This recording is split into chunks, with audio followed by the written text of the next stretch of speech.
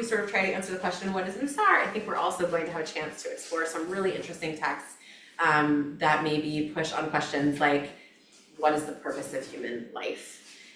What is the nature of the human being? What does it mean to be good and how do we get there? Like some meaningful, I think, questions. And hopefully have a lot of time for a lot of juicy text-inspired discussions and personal discussions and fun. So that's okay. Does that sound like a reasonable plan? Everybody good? Questions at this point? Okay, great. Before we dive in, I would just love to know who's all in the room. I know most of you, but for everybody to know everybody, let's just do a quick round. If folks can just share their names and the pronouns that you want us to use for you in the context of this class tonight, just so we've at least heard everybody's voice once, and then we'll dive in. I'm gonna put you on the spot. Okay, that's okay. I'm in the hot seat. Sorry. No, that's okay. That's why no one ever wants to sit by the rabbit. Helena, she, they. My name is Michelle and she, her. Hello, Jacob, he, him. Jeremy, he, him. Hi, Becky, she, her. Avi Newman, he, him. McDonough, he, they. Ezra, they, them. Jack, he, him. Hannah, she, her. Gabby, she, her. Danielle, she, her. Jamie, she, her. Sorry, Ariel, she, her. Molly, she, her. Janet, she, her. Ari, he, him. Oh, sorry. Rabbi Jonah, he, him. Great. Welcome everyone. Okay, so I'm gonna pretend for like 3 minutes that I'm a history professor, okay? And then we will dispense with that weird persona, okay? Mussar is a movement, a Jewish movement founded in the mid-1800s, right? The mid-19th century by a rabbi named Yisrael Salanter.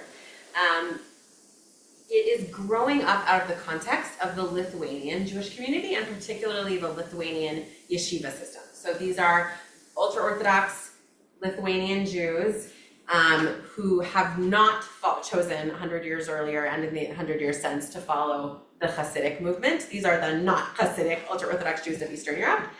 These are folks who are very focused on Jewish law, very focused on Talmud study.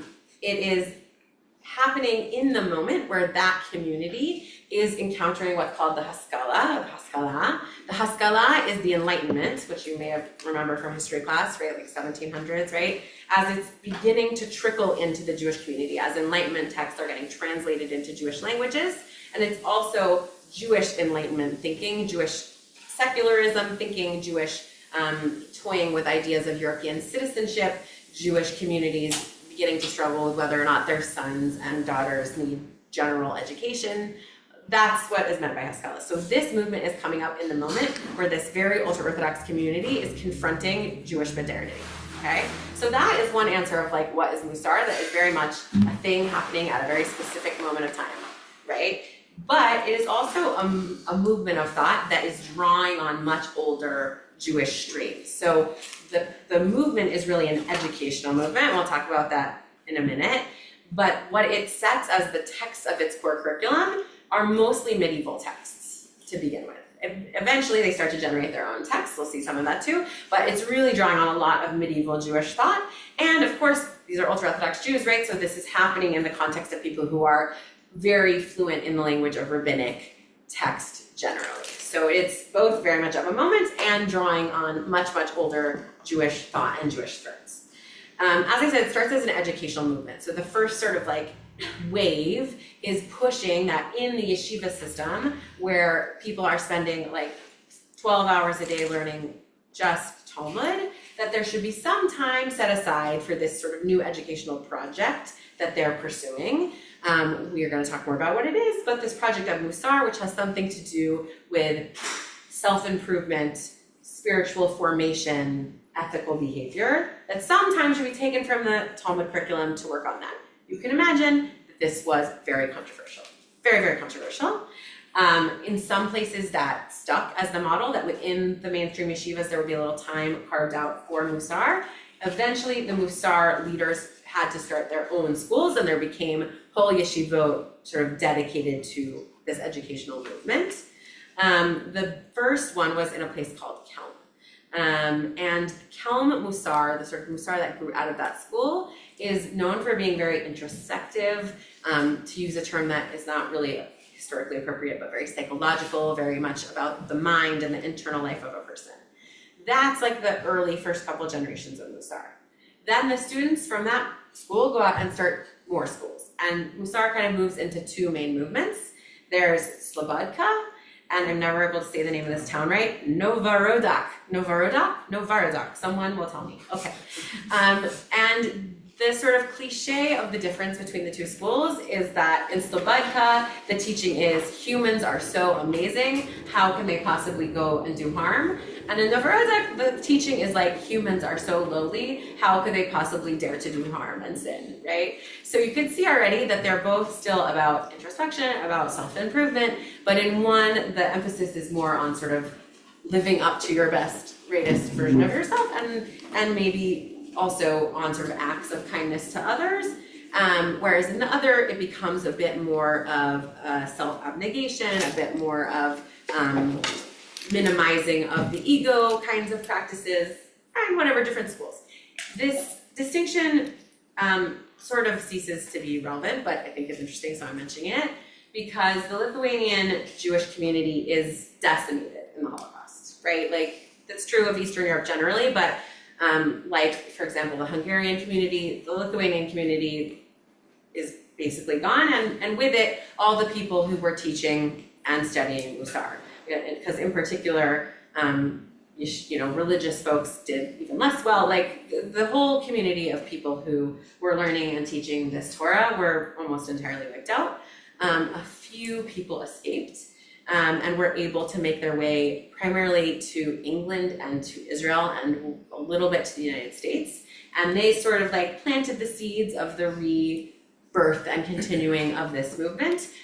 So that now, if you have any reason to ever come across sort of Lithuanian, Litvish ultra-Orthodoxy, many of the, I'll throw out some names that may or may not mean anything to you at yeshivot, like Lakewood and Gateshead and Harav Chaim Berlin, and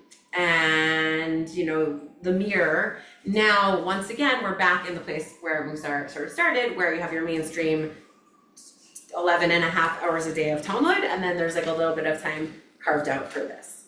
In the last maybe 20 years or so, Mussar has started to make its way out of ultra-Orthodoxy and percolate in the communities in which you and I and all of us function.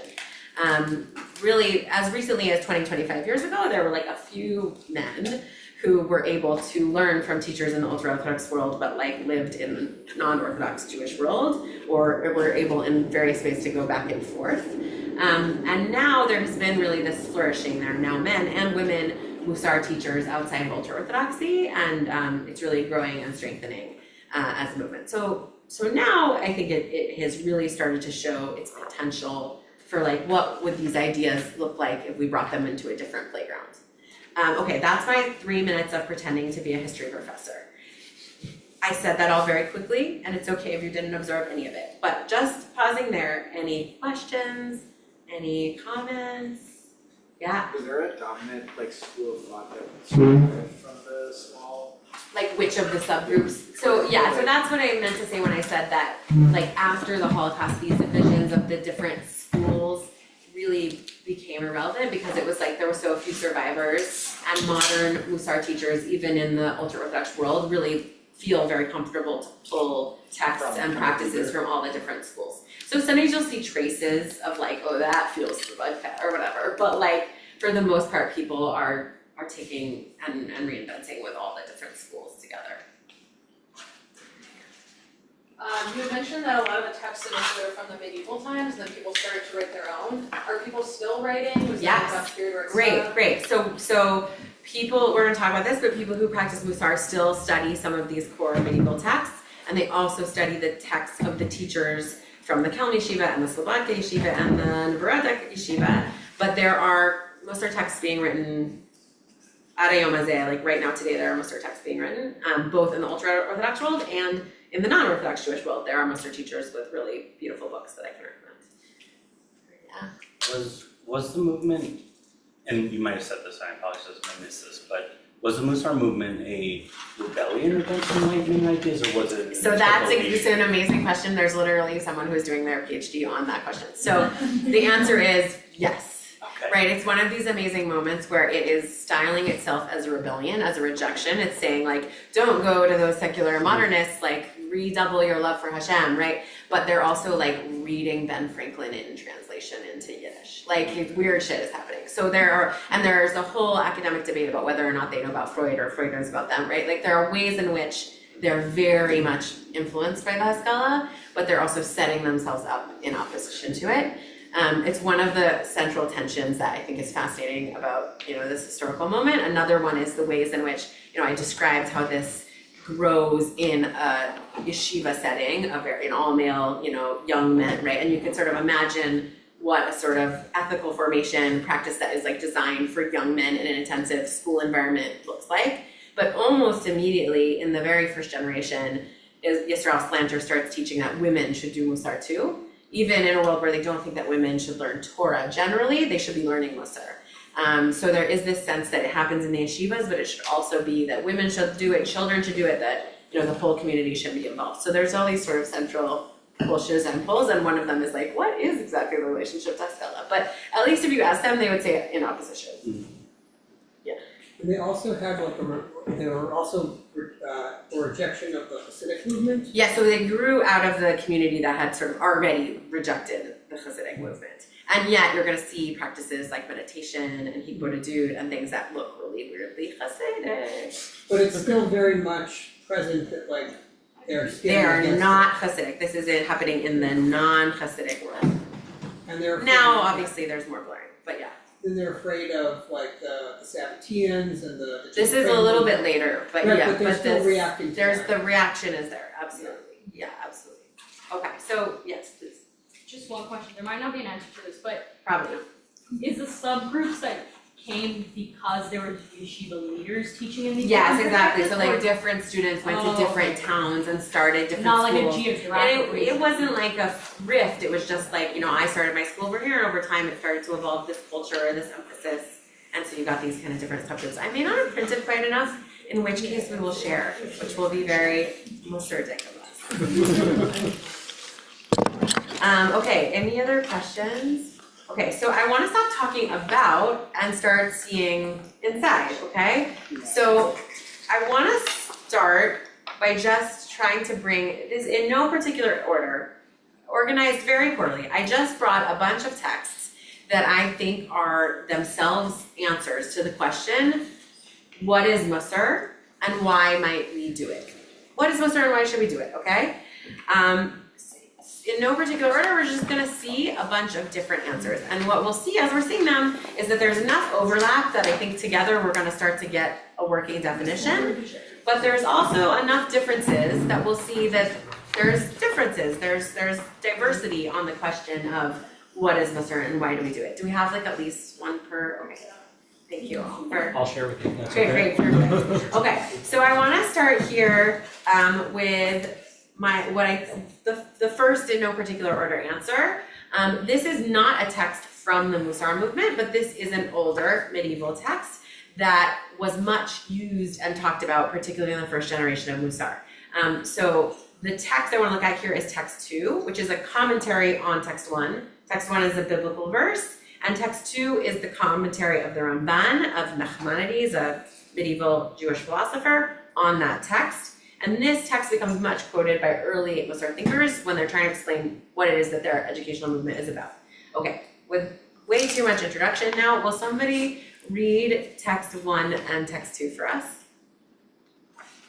And you'll notice that all the texts are only in Hebrew, are only in English with no Hebrew, even though obviously many of them are originally written in Hebrew, some originally in Yiddish. And that's an attempt to level the playing field so that we all have access to the same flawed translation. Okay, great. Who's reading text 1 and text 2? I can read. Great, thank you, Gabby. Leviticus 19:1-2. God spoke to Moses, saying, "Speak to the whole Israelite community and say to them, you shall be holy, for I, the Lord your God, am holy." Okay, so there's a debate here. What does this "you shall be holy" mean exactly? There's a debate whether it sort of describes commandments, specific commandments that have already been given, or if it's adding something new. And the Ramban is going to come in and weigh in on that question. What does "you shall be holy" actually tell us as Jews reading this text? So please. The The Torah has admonished us against immorality and forbidden foods, or permitted sexual intercourse between spouses, and the eating of meat and wine. If so, a person of desire could consider this to be a permission to be passionately addicted to sexual intercourse, to drink to excess, to be a glutton, and speak freely all profanities, since this prohibition has not been mentioned in the Torah, and thus become a sordid person within the permissible realm of the Torah. Therefore, after having listed the matters which God prohibited altogether, Scripture followed them up by a general command that we practice moderation, even in matters which are forbidden. Okay, great. I'm gonna put you on the spot, Gabby. In your own words, what is the Ramban saying here? That it doesn't enumerate what the things that we need to be careful of going overboard with are, and in fact, he's going above and beyond and saying oh, in this case, then it must be an X. So instead of going all out, we have to be careful and in moderation. Right, yes, beautifully said. So, right, the idea here is we have a lot of laws already, y'all. We have a lot of rules, right? And yet, I bet we can all think of a person who followed many of those rules and was yet an asshole, right? Right, we can all think of that person, right? That it is possible, he's saying, it's a scary thing to say out loud if you're a legally informed religious Jew, but it is possible to follow all the rules and still be a horrible person. And so the idea here is that this commandment is and by the way, don't be a jerk, right? It's right? Yes, we have the rules are important, but don't think that means that you can sort of within the space between the rules be a jerk. Okay, so why, if anyone has to guess, why would you think that this text would be so popular with early Mussar thinkers? How would they use it? I'd say that in the historical moment, we're talking about relationship to the rules. Are we following them strictly? Are we deviating from them?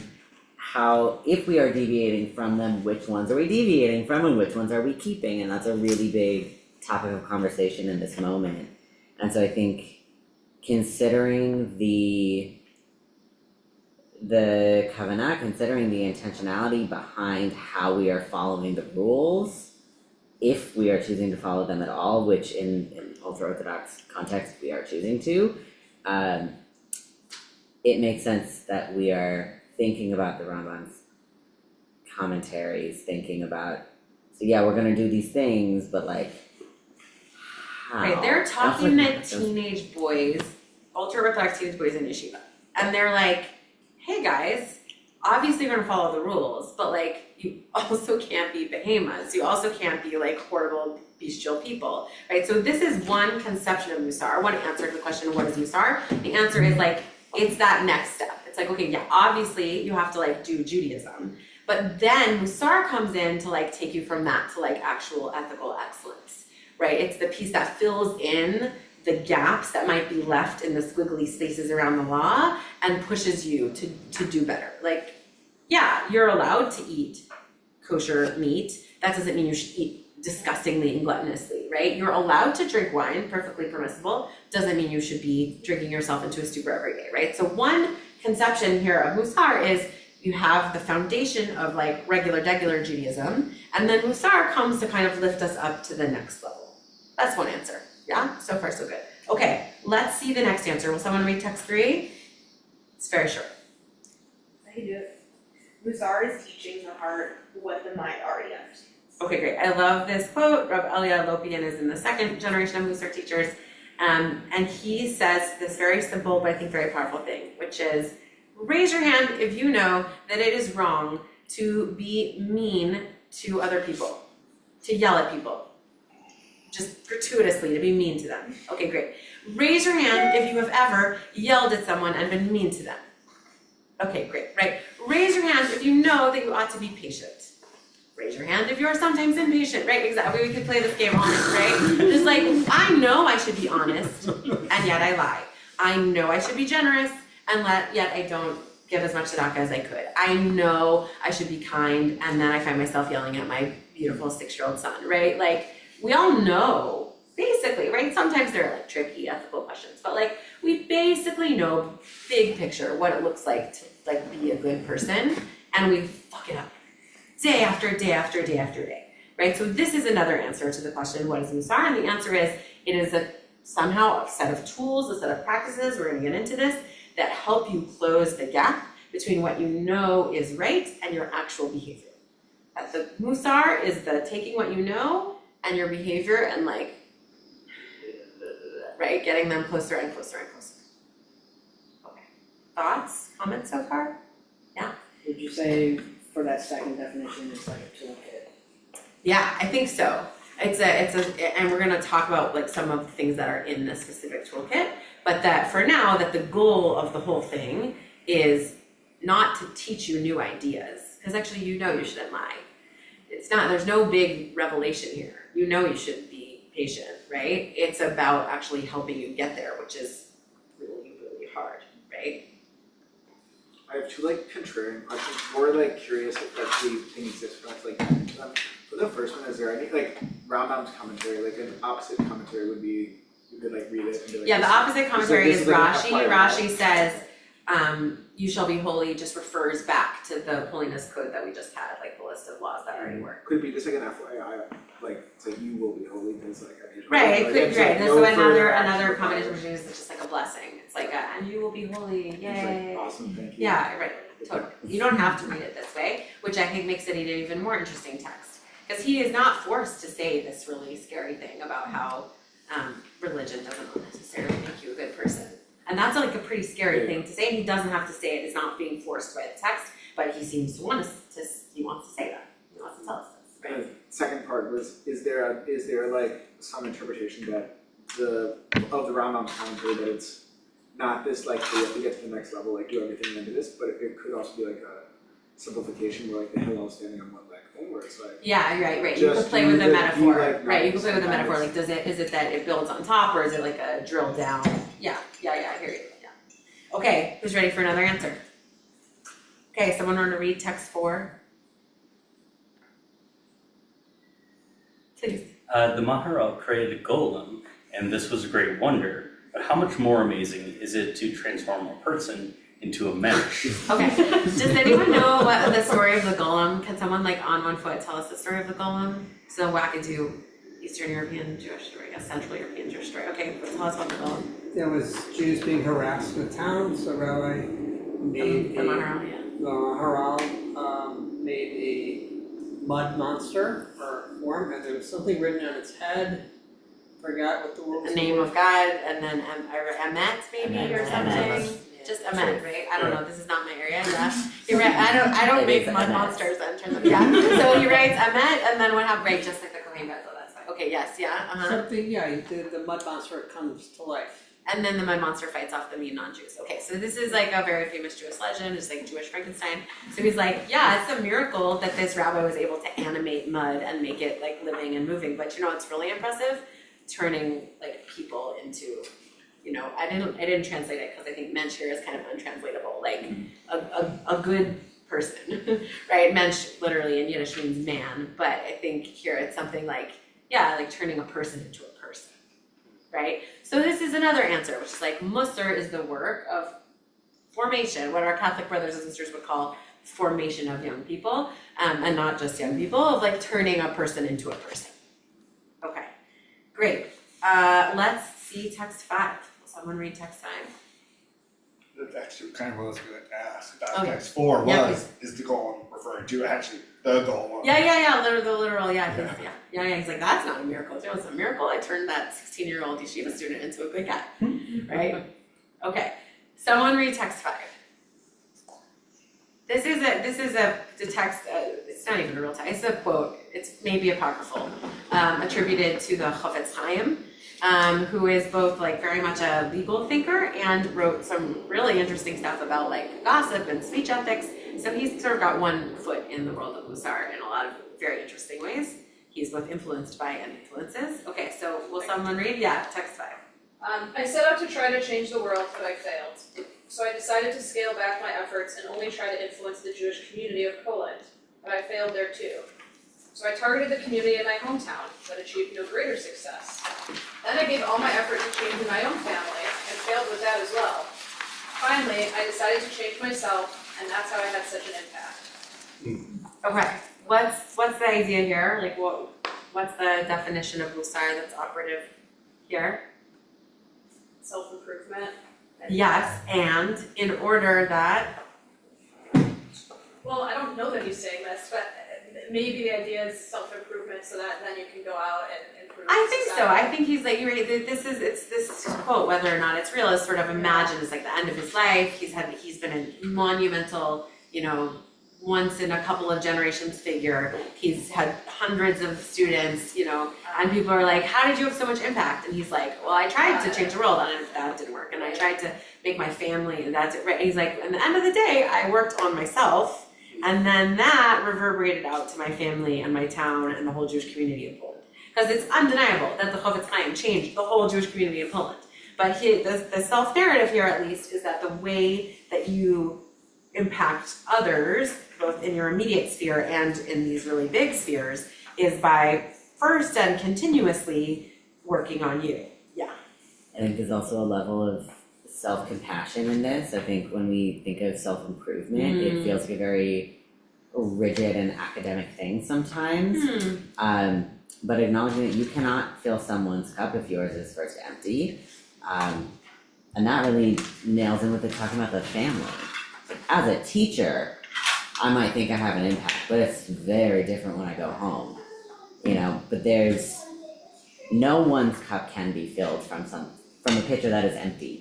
So it's not just self-improvement, it's also self-care. Yeah, totally. The best modern version of this quote that I ever saw is that someone asked, I don't remember when Marie Kondo was a thing and we were all throwing out all of our clothes. So someone asked her,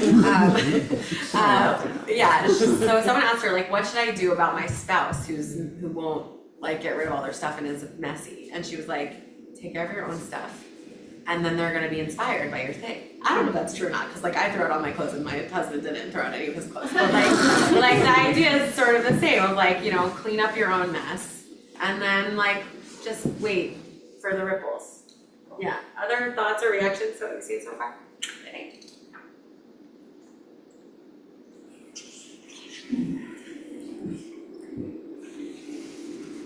Oh my gosh, that's amazing. Isn't that crazy? Okay, In go to bed. 1 hour I finished this book. Go to bed. Oh. And I started it. Raising a scholar over there, right there. Yeah. Yes, the Diary of a Wimpy Kid is a great.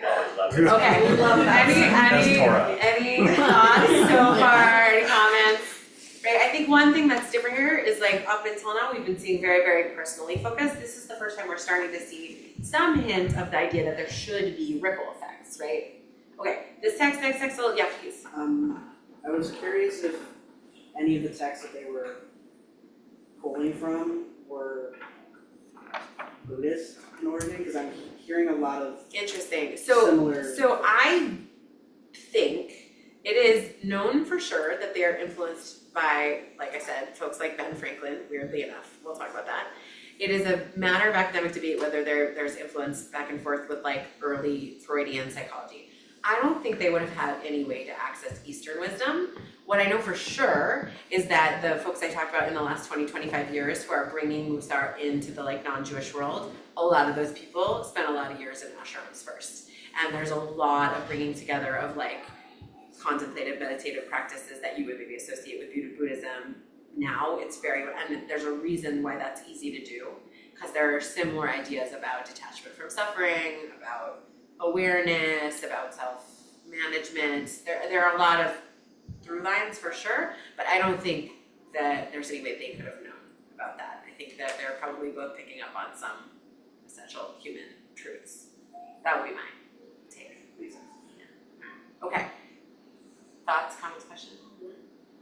Okay, this is a little bit longer, but really worth seeing. This is Rabbi Eliyahu Dessler. This is the fourth generation, a little bit later into Mussar. He writes a book called Strive for Truth. He's going to use a military metaphor, which we could just talk about the fact that we don't love military metaphors generally. He's also going to talk about a kind of warfare that is totally irrelevant to the kind of warfare we do now. But the metaphor is really, really helpful, okay? It both, I think, in and of itself and in terms of understanding what he thinks the work of Mussar is. Can someone read text 6? Again. Great. When two armies are locked in battle, fighting takes place only at the battlefront. Territory behind the lines of one army is under that army's control, and little or no resistance need be expected there. A similar situation prevails in respect of territory behind the lines of the other army. If one side gains a victory at the front and pushes the enemy back, the position of the battlefront will have changed.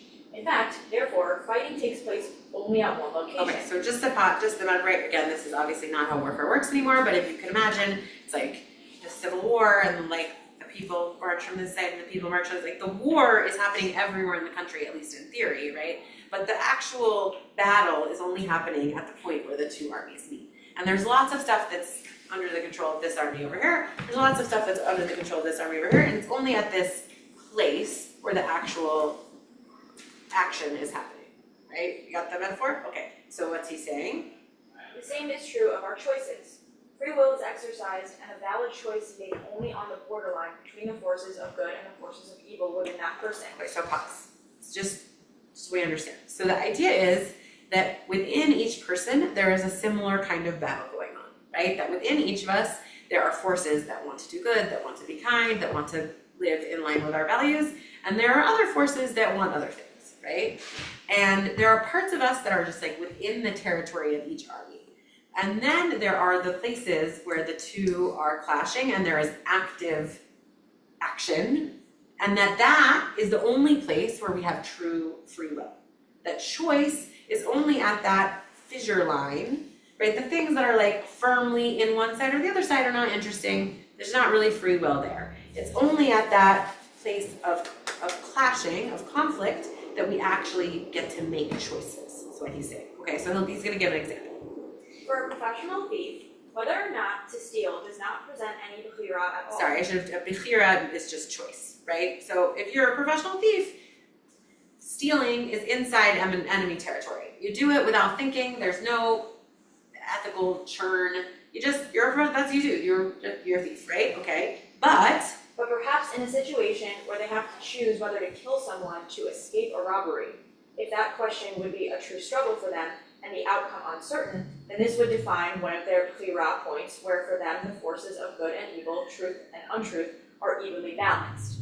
With each good choice successfully carried out, the person rises higher in spiritual level. That is, things that were previously in the line of battle are now in the area controlled by the Yetzer HaTov, right, the forces of good, and actions done in that area can be undertaken without struggle and without bechira. And so in the other direction, giving in to the Yetzer Hara pushes back the frontier of the good, and an act which previously caused one a struggle with one's conscience will now be done without bechira. Okay, right, so the idea here is like we're introducing a particular conception of the human self, in which there are these forces of good and these forces of evil or of distraction or of laziness or whatever within us. And the idea is that we have these very limited sphere of actual free will choices, but every time we make a choice, we like inch in one direction or the other.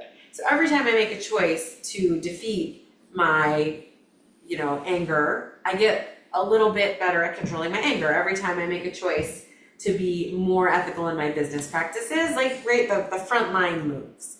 Right, so this is another way of conceptualizing the work of Mussar. I think it's a very powerful metaphor, that the goal is, through lots of little teeny tiny choices, to move your front line. You're never gonna be perfect, right? And some people start in all sorts of different places based on, your brain chemistry and your family of origin or whatever, but wherever you are, that you are able to accurately assess where your front line is, and in those few moments of real free will, make the choices that move you incrementally in the direction you want to be going. Thoughts about that? Reactions to that? Yeah. I really like the framework. I think it's really interesting, and I think it doesn't get into it's explaining things as very black and white, and maybe the idea is like the Torah will sort of give you the nuances, but often when we're faced with these choices, it's not like deciding whether to steal or not. It's something that like you don't actually know what the good answer is. Like most people aren't deciding between good or bad, they're deciding between which one is good and which one is bad, and there's elements of good and bad to both. And so I wonder I don't know if they have more directions on how to choose it's those, not as clear, like how would you use this metaphor in situation where you're genuinely not clear what the right answer is. But I think he's imagining more a situation like, I know I shouldn't gossip, but it's so freaking fun, right? And it's fun and it makes me feel connected to my friends and blah, blah, blah, right? So it's like, I know I shouldn't gossip, but every time I do, it gets a little more easy for me and for the people around me, it gets a little more normalized. Every time I don't, I like get a little bit more sensitized to it. I get a little bit less likely to do it. I think he's thinking about things like that where it's sort of like back to that quote of like bringing your actions to the things that you, right? Making your, heart know what your mind knows or whatever, right? I think he's thinking about things like that. And I think you're absolutely right to point out that it's a little bit hard to know how would I apply this to a situation of like real ethical confusion. You take like the gossip example, you're like a professional gossiper, you like work for TMZ or something. Yeah, I work for TMZ, I'm a paparazzi, yeah. So by this framework, you would say that like gossip is something that's like too far. Right, it's like, so like, right, like maybe, let's say I'm a professional paparazza. Right, the question of like not gossiping at all is like just not, right? But maybe one day I capture a photo of something like really tender and intimate. You're like, And I'm like, should I send this to my employer or not? And like, that's my bechira point. And then maybe if I say no, the next day I get a little more sensitized and like things move over time.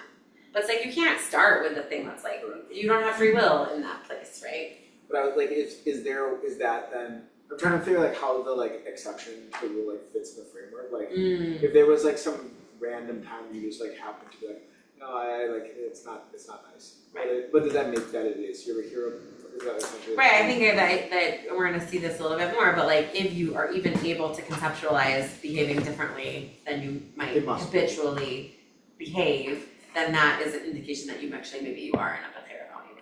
But like, there are lots of things that like, I'm sure other people are sensitized to that I don't even notice are wrong, right? Sure. I really appreciate this framework because I think it feels a lot more realistic because it's incremental. I think a lot of times when people realize that they're not as good of a person as they want to be, they will just Tomorrow I will be perfect! Exactly. Like they'll say, I'm never gossiping again, or I'm gonna spend all my free time volunteering.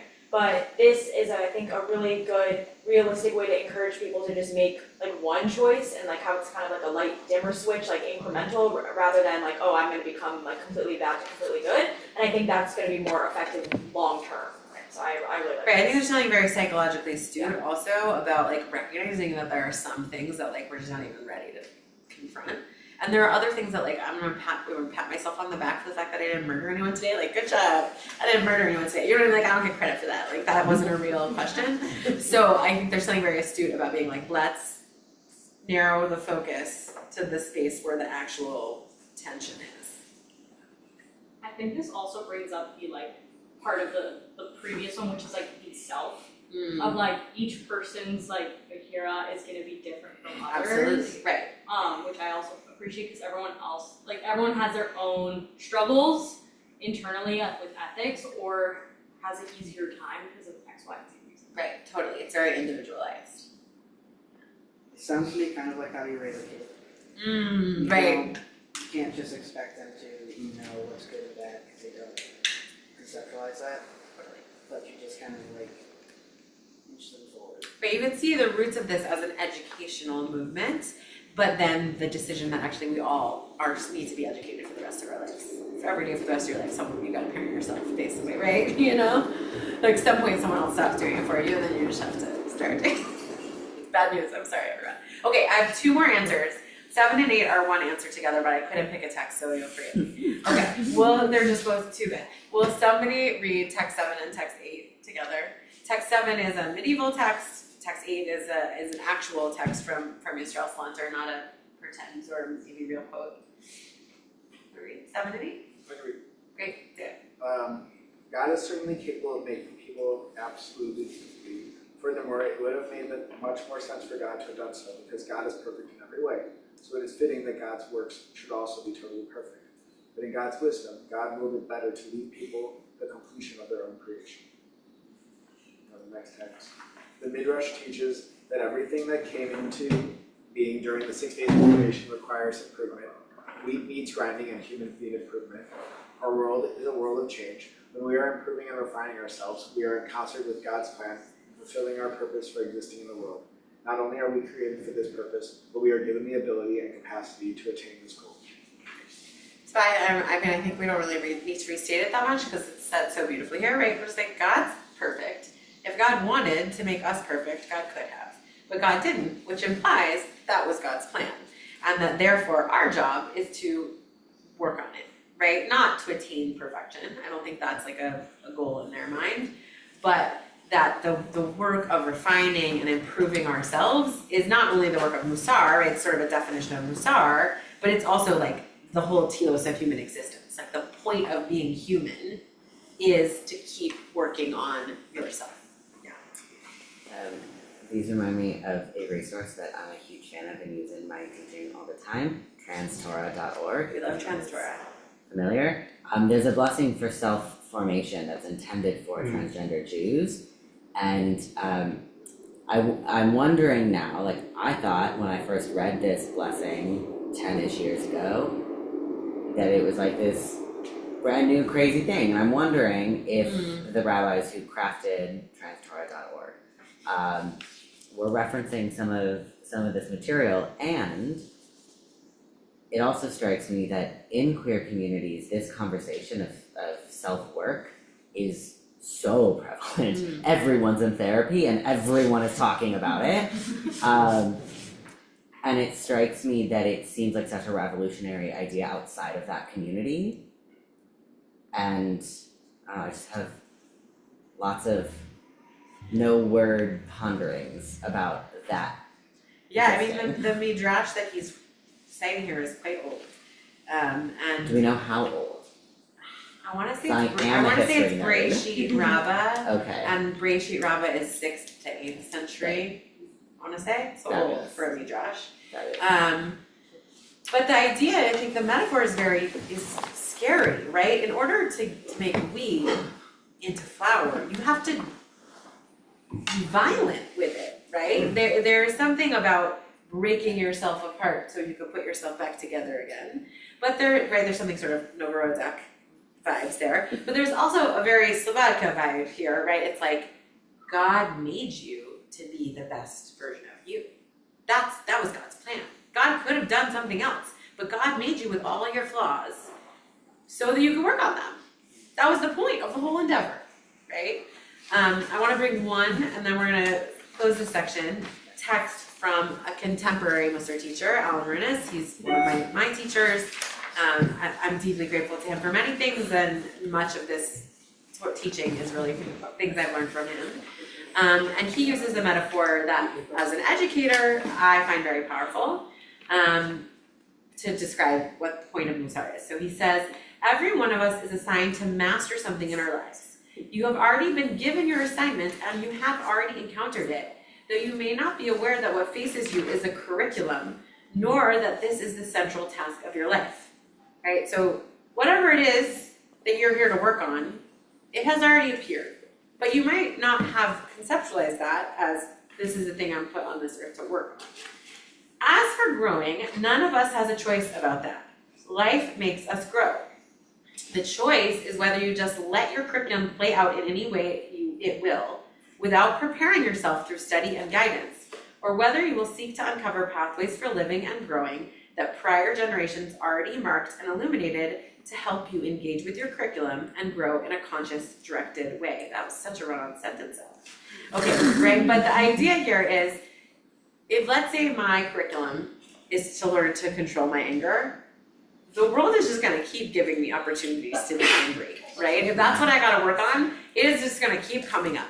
And I can either keep throwing myself against that and probably bruising myself and others a great deal in so doing, or I can accept that that is a curriculum and that there's something I need to learn. And I can either try and figure that shit out by myself, which like maybe you're a genius, but I'm not a genius, right? Or I could tap into this many hundreds and thousands year old wisdom tradition that might help me figure out how to engage with that curriculum. I could engage with teachers, I could engage with that, right? That's what he's saying, okay? It seems a pity that entire lives are spent fumbling blindly in personal suffering and at the cost of an increase of evil in the world when each of us has this other choice. Okay, so for Marinus, who is also a teacher, right? he imagines that the point of life is curricular, that there's something we're all here in this cycle through to learn, and that really we don't have a choice about whether or not we're gonna be forced to confront that learning. We do have a choice about whether or not to prepare ourselves with tools. Thoughts about that? Questions about that?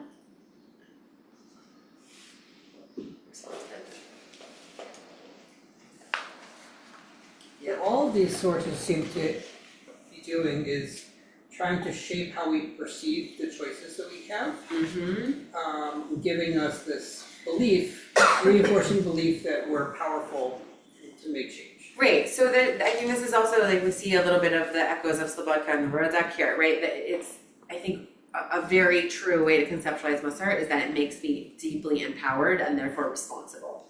Like actually, you could be a less angry person, you could be a more generous person, so then get on it, right? There's a lot of belief that human beings are formable. And, right, we did also see in the Mussar point an acknowledgement that not everything is on the front lines right now, right? And there's also an acknowledgement that like, you know, this is a deeply religious movement, like I'm not the big one in charge here, right? There's a sense of like my own smallness compared to God. But within that, I think you're right, this is a movement of thought that really counter to much of modernity, I think, believes it's possible to change. And that therefore it is incumbent upon us to do so. I guess I'm curious if like the pathway to do this, in their minds, would it be like prayer? Oh, great, we're gonna get there. That's part 3, just you wait. Just you wait, good question. I wonder what in the case of someone for whom their attempt to engage with these generations of wisdom tradition is the source of that trauma in the first place. Totally, great question, right? They I don't think that's language that the earlier Mussar teachers would have. Alan, I think, would have a really interesting answer to that question. He is himself a non-Orthodox Jewish man who's had very positive experiences with ultra-Orthodox Mussar teachers and has like brought that Torah to the world, and like I'm deeply, deeply grateful to him, but like also sometimes doesn't fully understand that not everybody has super positive experiences in that world. Like it's complicated. It's a good question.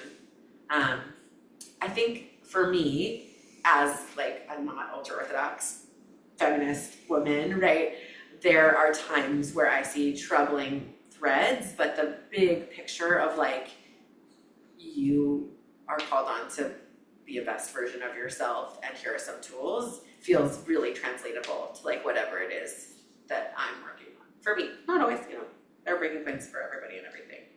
Yeah, did you have that? Yeah, just building off what you said and what Abby was saying, a lot of the texts seem to kind of talk about the not even tension, but the intersection of free will and fate and like what God's doing. And I think this last text is like, yeah, God's gonna predetermine. Right, God's gonna keep giving you your curriculum. God predetermined what you have, but like you control sort of like your attitude toward it and like how much you get out of life and being alive based on how you interact with like what is like laid out for you from God. Yeah.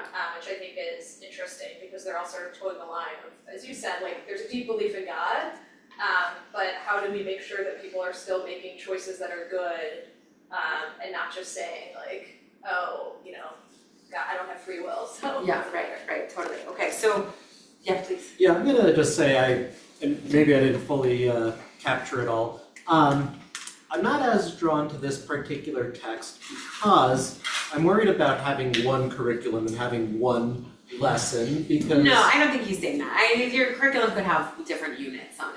Okay. He's gonna have lots of units, like give an example, like I'm working on anger, but like I'm working on anger and patience and also like kindness to others and like. Because, you know, there are people who are like in recovery and, Yeah. you know, they actually like overcome something and then they have to move on to something else. Right, So, totally. Yeah, okay. Yeah, there's units. It's Okay. a complicated educational plan. I'll buy into it. Okay, great. Okay, so I think without answering the question, I think we now have a bit of a shared working universe of ideas of like, what is Mussar? It's this educational movement, it's deeply religious, it's also deeply about self-formation and ethical improvement. Okay, that's what it is. That's what the goals are. I wanna do 2 things to sort of like take us into sort of what does it look like. So first I wanna talk a little bit about how Mussar teachers conceptualize the human self, because I think a lot of everything else will make more sense once we understand how they imagine the human being. We already touched on that a little, we'll talk about it a little more, and then I'm just gonna tell you about sort of like what are the practices, like practically what's in the toolkit, okay? So I mentioned already that there's a big debate among academic scholars of this period. Do Mussar teachers know about Freud? Does Freud know about Mussar? It's hard to know, they're in different places, they're happening about the same time. Mussar starts a little bit before Freud starts publishing, but they're also like both Jews, Central and Eastern Europe are not that far apart. That Scala is all about translating stuff and like bringing it back. So it's possible, we don't know. But what we know for sure is that Mussar teachers at the very earliest levels, even before Freud, understand the idea that there are parts of ourselves that we are not aware of, right? They don't have the same language, but they have this idea of the unconscious, right? That there are parts of ourselves that we are not aware of, and that those parts of ourselves that we are not aware of drive our behavior, right? This is basically the central insight of Freud, so you can see why there's debate about whether or not they know about each other, right? That there are parts of ourselves we are not consciously aware of, and those parts of ourselves drive our behavior. Okay, so here's just a quote from Rabbi Leffin is an influence on Rabbi Slanter, a book called Cheshbon HaNefesh. This is the one where he's reading Ben Franklin. He writes, "It is clear that a considerable number of the motions of the mind are concealed in the hidden chambers of a person's heart." Here the heart is really more the mind, as it usually is in Jewish texts. Rooms within rooms, chadrei chadarim, right? So that the person no longer knows or recognizes them. But the more deeply they are hidden, the more strongly do they act. Okay, so they have this idea. How does the Mussar teachers have a very specific understanding of what's going on inside of each and every one of us? They imagine that we are fundamentally souls that happen to be assigned into bodies, like the essence of who we are is soul. They imagine that the soul is basically like a three-part situation. The soul is broken into three. There's the neshama, the ruach, and the nefesh.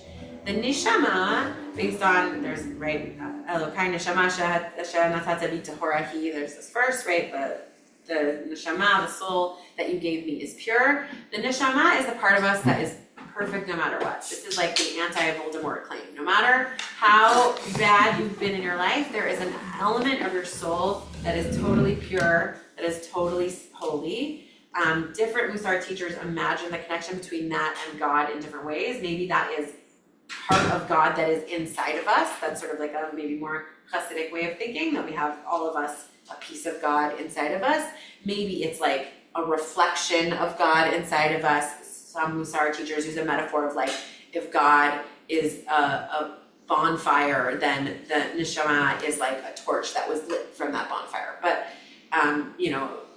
whatever way we want to metaphorize, this is the part of us that is created in the image of God. This is the part of us that is perfect and untouchably holy and pure, right? And then we have the ruach. Ruach is sort of like the animating life force. This is like, you have energy, you can move your body, like basic aliveness. And then there's the nefesh. The nefesh is the piece that they're most interested in. The nefesh is everything that you would think of as your emotional life, everything that you would think of as your mind, all of the capacities of memory and learning, all of the feelings, all that stuff is all a part of the soul in their conception, and that part is called nefesh. And if we're going back to our metaphor, if the neshama is like a flame, right, lit from the bonfire that is God, the neshama is like a flame, maybe the ruach is like the coals, or I don't know anything about fire. It's like the wood, right? It's like the fuel that the fire is burning. And the nefesh is like a window that is like on the other side of the flame and between your soul, your neshama and the world. It's like the portal through which your inner bits are refracted into your actual behavior and life. And that window can either be squeaky clean so that your pure neshama stuff can shine through in all of your behaviors to everyone who sees you, or it can get lots of gunk on it. And so Mussar is really interested in playing in the realm of the nefesh and cleaning off that gunk, right? Not because you're bad, because deep inside, what are you? You're perfect little soul, right? But because that window can become opaque, blocking your goodness, right? We gotta clean the window so that our true goodness can shine through. So the nefesh is everything for them. That's where they want to do all of their work. And much of their work is what they think of as midot. So midot are, it's usually translated as like character traits, right? It's like aspects of your nefesh. And again, all of the things that you would think of as emotional life, as intellectual life, all of those things they imagine are a part of this. And all of these are neutral traits that are neither good nor bad, but they can get out of balance. And if they get out of balance, that's the gunk on the window. So I gave a few examples here. So for example, humility, right? Humility in their mind, in the mind of Mussar, is a neutral trait. If it goes too far to one side, right, then we have too much ego and we're like egotistical, self-centered. If it goes too far to the other side, we're unhealthily self-negating, we have too low self-esteem, and both of those are problems. Both of those are gunk on the window. The goal is to find that healthy, balanced inner space. So similarly, generosity is, for Mussar, a neutral character trait. If it gets too far out of whack on one side, we are selfish and miserly. If it gets too far out of whack on the other side, we are lack of boundaries, unable to care for ourselves, right? And you could do this with every trait, right? But all of them are conceptualized as just like facets of our nefesh, which can go too far in one direction or too far in another direction. And then the work of Mussar is to find that healthy middle ground. So in the language of Mussar, this is called tikkun midot hanefesh, the correction or the fixing of the aspects of the nefesh soul. And there are many, many lists of hundreds of dozens at least of different kinds of these attributes. All of them are conceptualized in this way. There's healthy balance and there's too much and there's too little. So even something like generosity that we might think of as generally a good thing, you can have too much or too little. Or something like anger that we generally think of as a bad thing, you could also have too much. We know what it looks like to have too much anger. You could also have too little anger, which would be like, I don't know, not getting riled up when like great injustices are being done, not standing up for yourself, right? Every character trait can be too much or too little, and the work of Mussar is to find that healthy balancing point. Questions, comments, responses? Yeah. This reminds me of the Ramban's text where he talks about moderation, which Yes. at first I thought was unrelated to the idea of being holy. It seems like a bit of a stretch. But now that it's like, being explained more here, I like the concept of Right. it. So I mean, obviously I don't think that the Ramban had this whole construct, but For sure, like, the idea here would basically be like, you are holy because you have a neshama, but if you are going too far in one direction or too far in another direction, it's like blocking your holiness. So like, right, the examples he gives is like, obviously we know what it would look like to unhealthily restrict our eating too much. We also know what it would look like to unhealthily like binge too much. I mean, that's a very complicated, loaded example, but it happens to be the one he gives, right? And that either of those things can get in the way of like a healthy, like letting my true self shine through balanced life, right? And to them, they would conceptualize that as holiness and holiness as the goal. Yeah, that's right.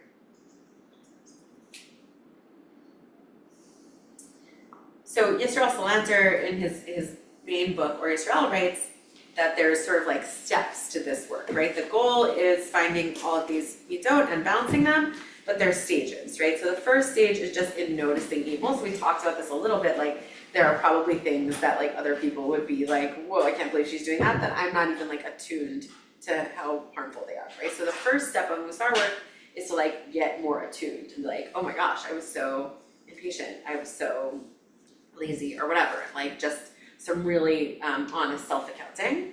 The next is to learn to overcome one's nature so that one does not commit evil. So like once I've said, okay, that behavior is evil, which I think really means harmful, then I have to like grin and bear it and not do the thing even though I really want to.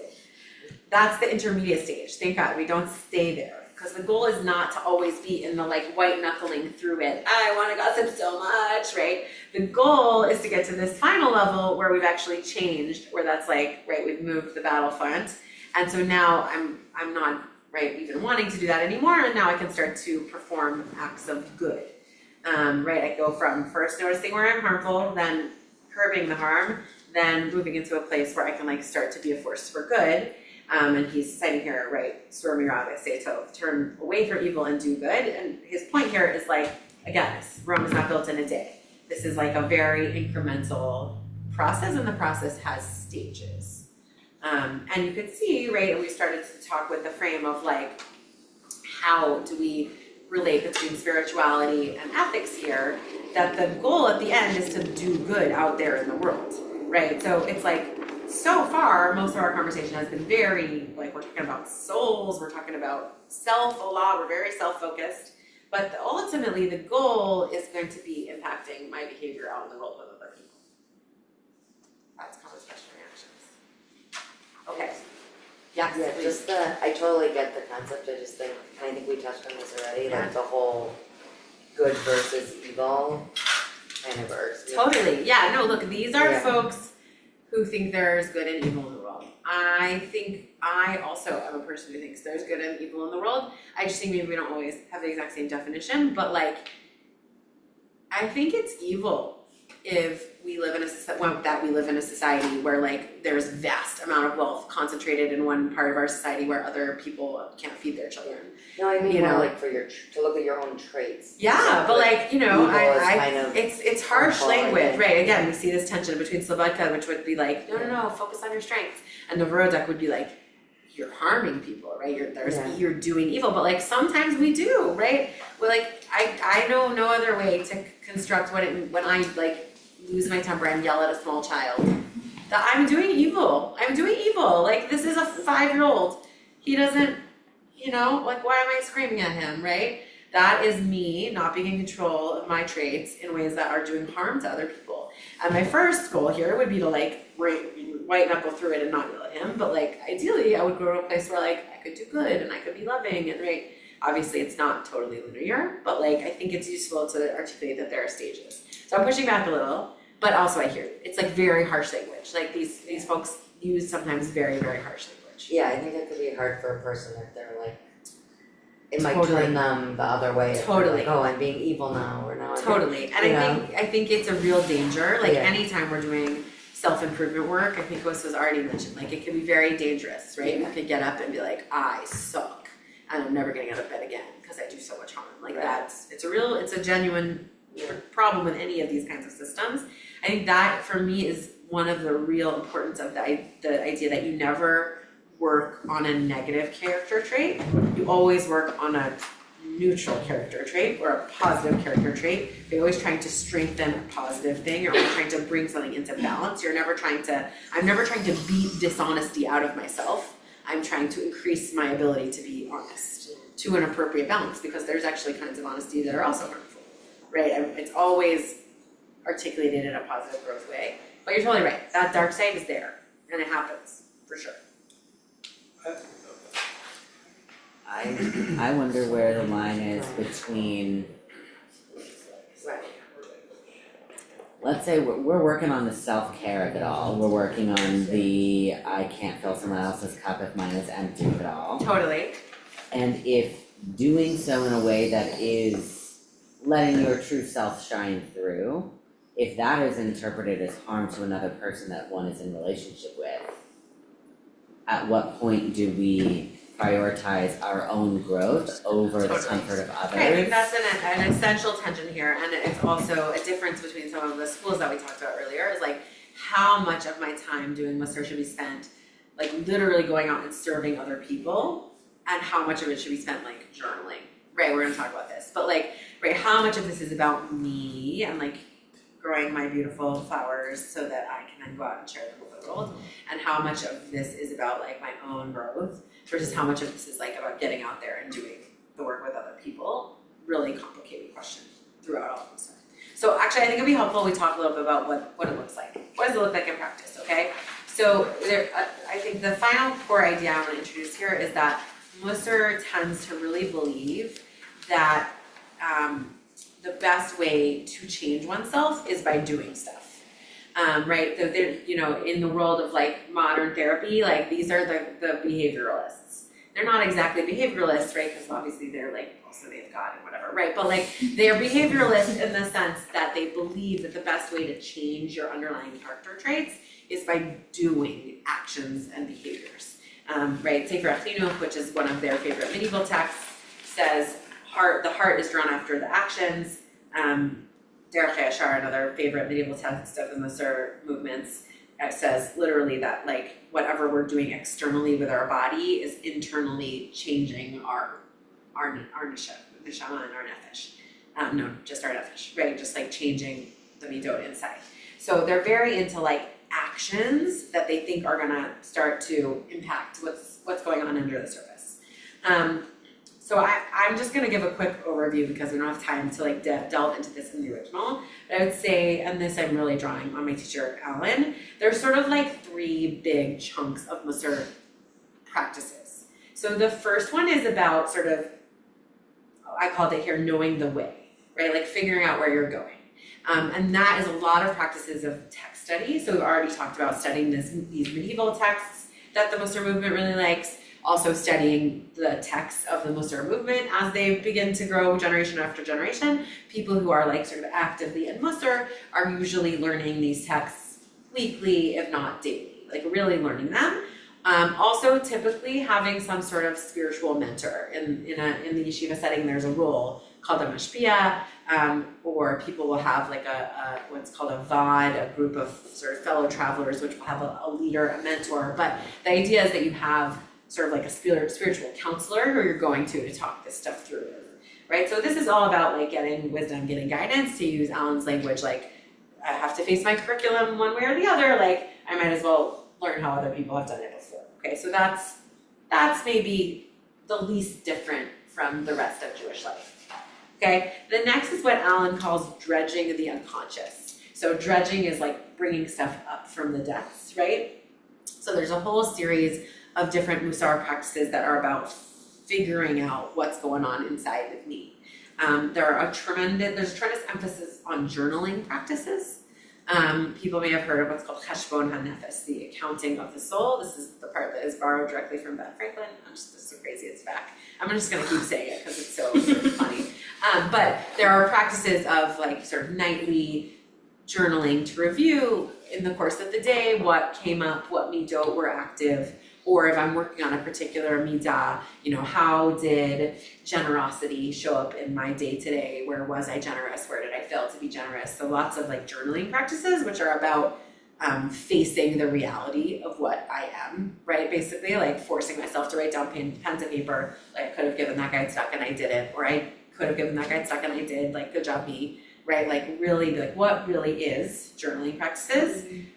Practices of silence and retreat, like going and being alone. Basically the theory is of like, you turn off all the rest of the noise, then you have to actually face who you are. Like anyone who's gone on like a week-long silent meditation retreat will know that like, you remove yourself from your life, you like get rid of all the busyness, and then like all your shit starts pouring on out in your set, right? It's like getting away in order to face the reality of what is.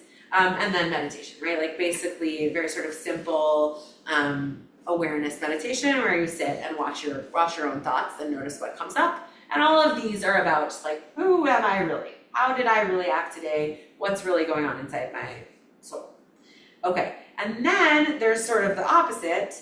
There's a bunch of practices that are about trying to influence the murky secret parts of yourself. So there are practices of chanting, the idea being that you pick a phrase related to the way in which you're trying to work on yourself and you say it over and over and over and over and over and over again. It's sort of the idea of like, I will not, on the whiteboard like they make in The Simpsons or whatever. So it's a similar kind of thing. You're gonna say it over and over and over again until it imprints itself on your subconscious, basically.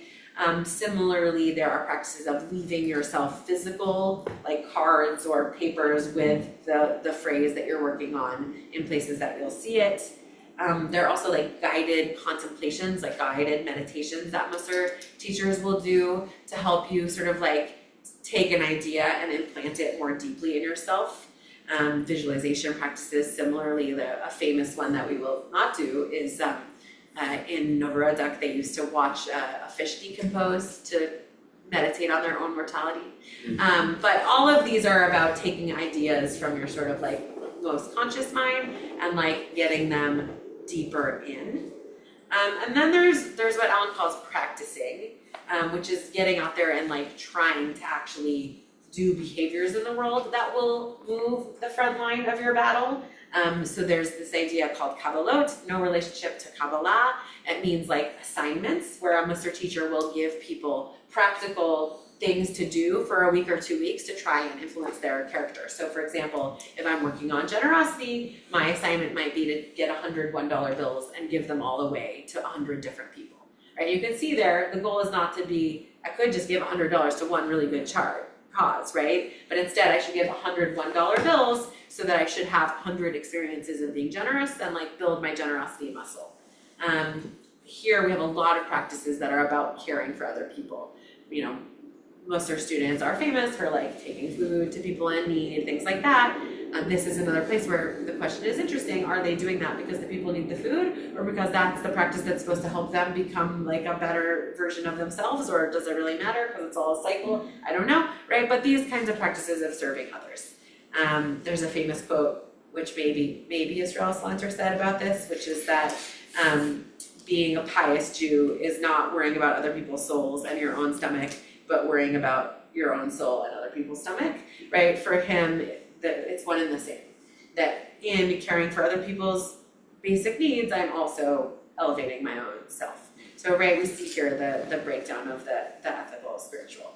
Okay, so those are some of the practices, just to give you a sense of kind of like what it might actually look like. So on like the course of a year, you might pick 13 midot to work on over the course of a year. Why 13? Anyone know why 13? There's a Jewish answer and there's a math answer.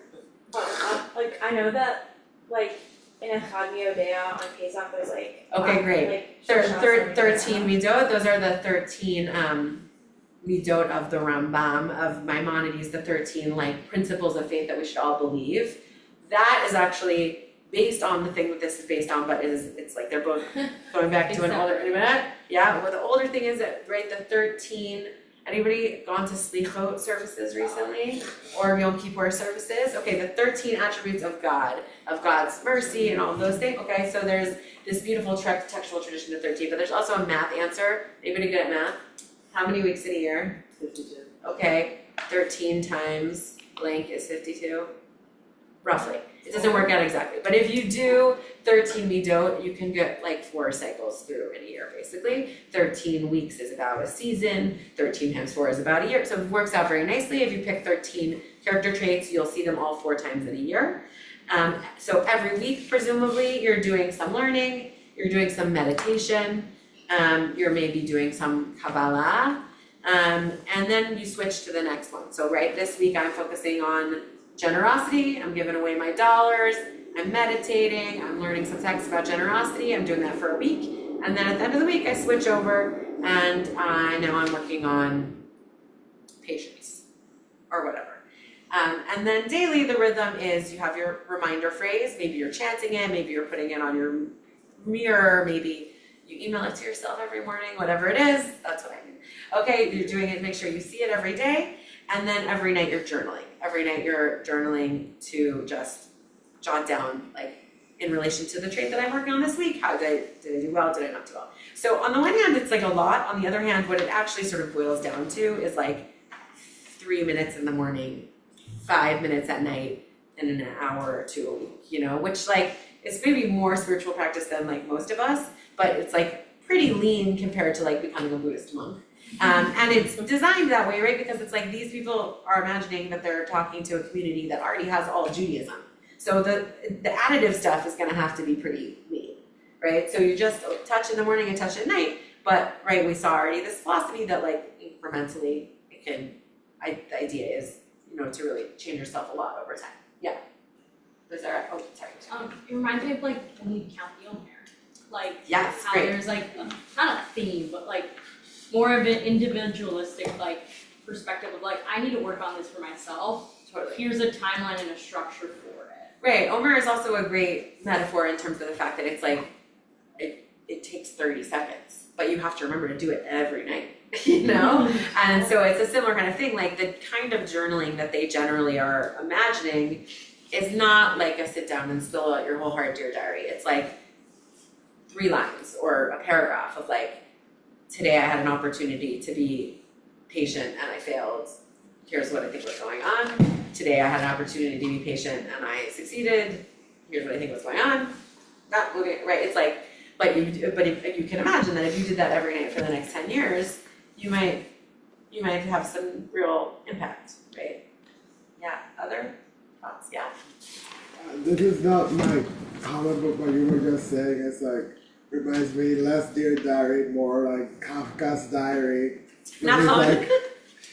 like Poland invaded by Germany, Yeah, stared exactly. at the sun and felt sad today. Right, exactly. It's bullet points. A lot of people even use bullet points, like, yeah. But I was gonna ask, like, is like Heshbon Hanefesh like actually like a translation from a Ben Franklin concept? Yeah, basically, Ben Franklin was also really into journaling, but the actual language of cheshbon, I think, is interesting here because it's like accounting, it's not a narrative writing practice. You could make it one if you liked it to, but it's really meant to be like the balancing the books at the end of the day on your behavior and your ethical sort of showing up in the world.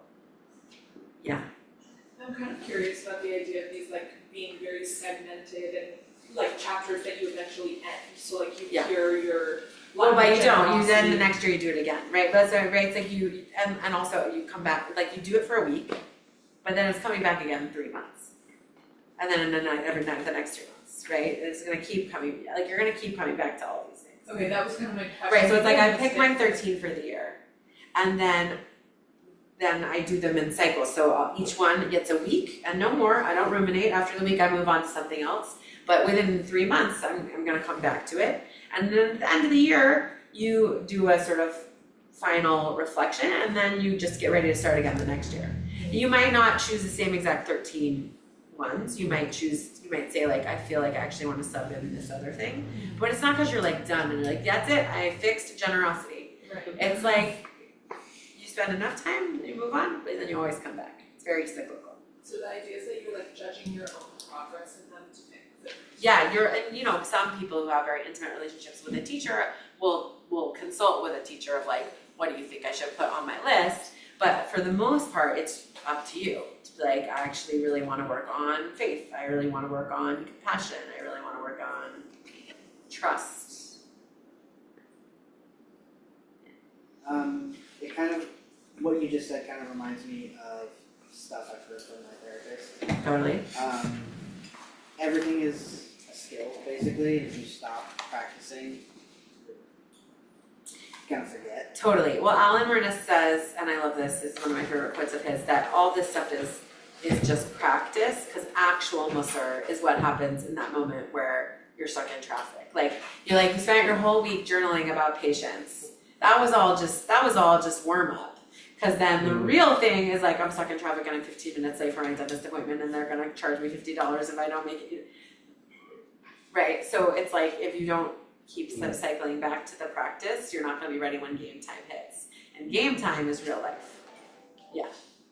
And you see, again, there's a lot of ways in which this overlaps with therapy, therapeutic ideas in terms of the unconscious, in terms of, behavioralism, and also ways in which, the therapeutic world is not using language of the soul in the same way, not as interested in your relationship with God, but like this idea that you've got to keep working on it all for the rest of forever. I remember I have hip problems, and I went to physical therapy, and I got a lot better. I stopped being in pain, and I was like, woohoo! And then the physical therapist was like, now you have to do those exercises every day for the rest of your life. And I was like, fuck. But it's true. It's like that. It's like that, right? Yeah. Other thoughts, comments, questions? Okay, we're gonna wrap up in the following way. I want you to turn to the person next to you, and I want you to just say, given all of the things that Rav Sarah just threw at me for the last hour and 20 minutes, Mussar is what, like your own, just how would you define it in your own language? There's nobody's, I won't be listening, there's not right, wrong answers. We just had to define it for yourself. What is Mussar? Okay, yeah, everybody has that? I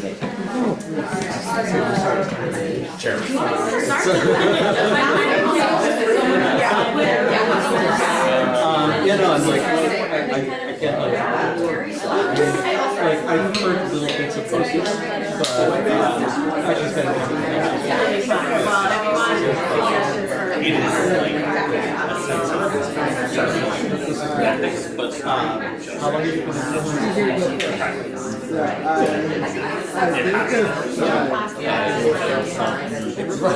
just for fine. Yeah, that seems like, yeah, maybe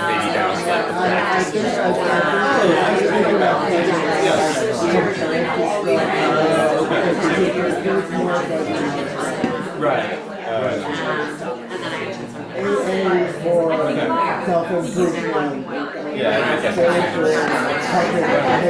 Yeah, Nasia Oriel started in business school with me. I'm not talking about the philosophy, not like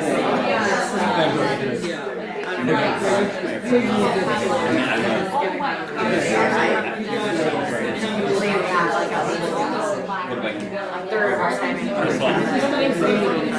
Right, sure. Okay, friends, come back, I'm sorry, I know we can talk more. Okay, I want to do two more things. The first is an invitation, which is that if any of this is intriguing to you, here at Base, we're gonna continue with a series between now and the beginning of September, so I think there are 4 more weeks, 4 more Wednesdays between now and the first Wednesday of September. And each week we will pick a midah, and we will both do some text study around it together on Wednesday in this time slot, and ask people to experiment with some of these practices in between and talk about it together. So if that sounds like something that would be fun for you, you should come back next week, Wednesday at 7:30. There will not be pizza, but there will be aggressive snacks. So that was an invitation if this is at all intriguing. And what I want to do just to close is just to do a very informal whip round and ask everyone to share one thought or question that you're gonna take home with you tonight. That's sticking with you, you're gonna keep chewing on.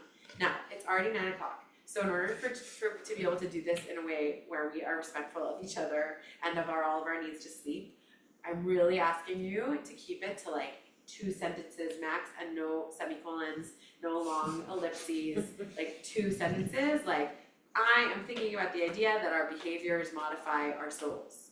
Something like that, okay? So I'm gonna give everybody 30 seconds to think about the one idea or the one question that you're taking with you and how you can articulate it very succinctly. And then we will go around and then we will go off into the evening.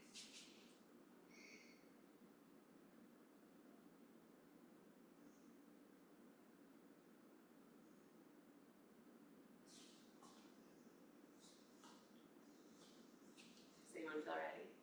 Okay, great. Mussar reminds me a lot of exposure therapy, and I am excited and curious to try it. Okay, now you have the tremendous power of deciding which way the circle goes. Oh. I didn't tell you, yeah, no, sorry. Let's go, what is this, counterclockwise? I was hoping that would be at the end. I'm just wondering what it would look like to implement a Mussar practice in my life and with the previous. A question I am still thinking about is the overlaps between Hasidic thinking and Mussar thinking. I'm thinking about how Mussar leads to finding moderation and balance very holistically and generally in life. I am thinking about how I am a grain waiting to be sifted, and we all are. I'm wondering how many books there are on Mussar in the Chicago Public Library system. Oh, I will I'm give you gonna try so and many find them names. all. I'm thinking about the framework with like the battlefield and still that like friction point and how to implement that in real life when that friction point happens. Thought it was interesting how simply grounded it was, and that you're not like sort of snap your fingers and everything's different, but incremental change. I'm thinking about the relationship of positive and negative between habit and intention when it comes to ethical behavior. Yes. Thinking about integrating the Mussar journal practice into my practice. I'm thinking about how emotions are a type of imprecise thinking, that if you inspect it, you can gain clarity and it can relieve some of the passion. I was thinking about the idea of something being able to be kind of like intellectually clear, but kind of like not in practice, like bodily. I think it was like in the heart. I'm thinking about what my list of 13 should be, starting on Rosh Hashanah, and who my accountability buddy will be, because I will forget to study without one. Not in school anymore.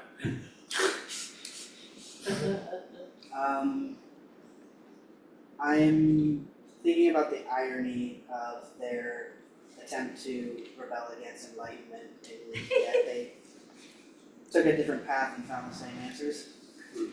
I'm thinking about bridging the gap between what I know is right and why I do something else. I'm thinking about moving towards neutral or positive. Thinking about how in a like very polarizing world, we often conceptualize people as either good or evil, that there's kind of some really interesting things in recognizing both of those things in everyone. I'm thinking about the importance of habits and routines and changing behavior and how that butts up against my own laziness. Thank you guys all so much.